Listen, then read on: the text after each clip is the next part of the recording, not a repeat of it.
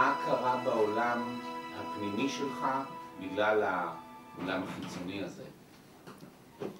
לא רק נסיעה על אופניים, אני מניח. נסיעה על אופניים זה לא דבר שולי, כי אני חושב שזה סוג מסוים של תנועה שהיא אחרת מאשר הליכה ושונה מאשר לנסוע ברכב. אני חושב שתנועה היא חשובה, כי אני חושב שאחד הדברים שאני חושב שגם התחזקו אצלי במעבר ממקום למקום, זה כמה שהשינוי הוא משמעותי, אני מתעורר ואני בתוך עצמי. וההיכרות הזאת שאתה קם בבוקר ובסופו של דבר אתה נשאר אתה, עם שינויים פה ושם. זה גם דבר מעניין שיש מחקרים שמראים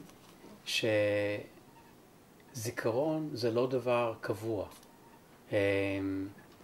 כל פעם שאתה נזכר במשהו, זה משתנה.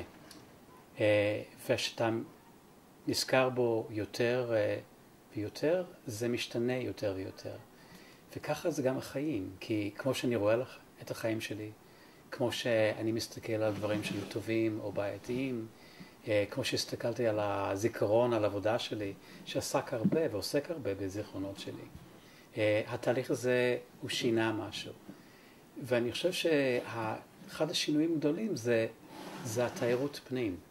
התיירות שנותן לי גם את הסקרנות המוגברת וגם את המודעות שבסופו של דבר אני סוחב את עצמי לכל מקום, ויחד עם זה אני יכול גם לשנות לטובה ולא לטובה את הצורה שאני מסתכל על החוויות שלי, אני מסתכל על מי שאני, אני מסתכל על העבודה שלי. ואני חושב שזה אחד הדברים בתקופה האחרונה שהשתנתה. כי זה מעניין בתוך הסרט הקוסם מארץ עוץ, הצורך שאנשים לקבל תעודות שנותנים הכרה למי שהם.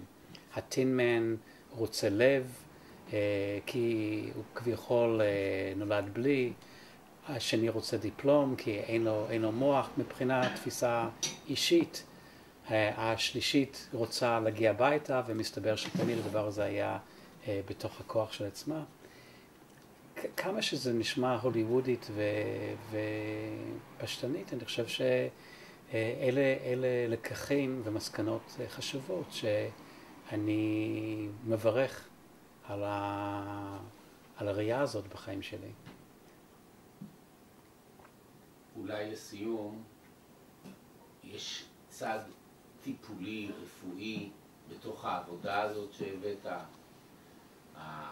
האחיזה של עצמנו באיזשהו אופן, או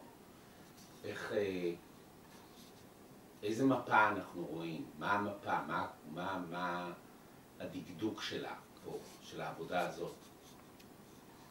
העבודה הזאת, איזושהי תגובה של שרשרת של עבודות, סדרה של עבודות שעשיתי, שהייתה קשורה להתנסות חוויה של 60 שנה לישראל, שהיו הרבה תוכניות וכולם דיברו על העובדה שאנחנו עובדה קיימת. אני מניח שלא רק אצלי, אבל אצל הרבה אנשים, התחושה הזאת של איתנות כעובדה מוגמרת מאוד עלתה בספק. הסדרה נולדה משיטוטים בירושלים אז, ומצאתי ספר של עזרה ראשונה מתקופת הפלמ"ח, עם אנשים לבושים במדים של הפלמ"ח, פתאום חבר'ה צעירים עם כל מיני תחפושות ודברים שהיו כתובים מתחת. הפגיעות הזאת הייתה בולטת ונגעה לליבי. אחד השינויים בי זה שאני מקשיב הרבה לחדשות או תוכניות, הרצאות, תוכניות על תרבות ולהיסטוריה, אבל לא מפה. אני מרפרף ממצב של קריאה והקשבה ושיחות אינסופיות ומתמידיות. אני לא מתעניין יותר באותה מידה. אני חושב שיש הרבה התרחשויות מסביב וגם פה בעולם, שאני לא מוצא את עצמי חרד לגביהם היום.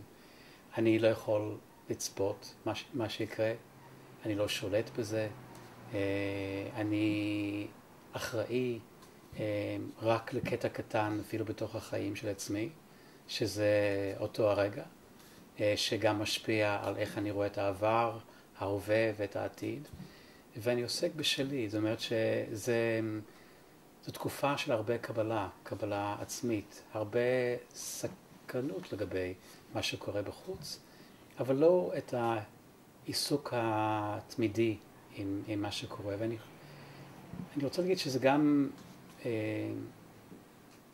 נכנס לעבודה שלי, כי העבודה שלי היא לא חייבת גם לעשות איזשהו ביקורת או פירוש על מה שקרה בעבודה שלי בעבר.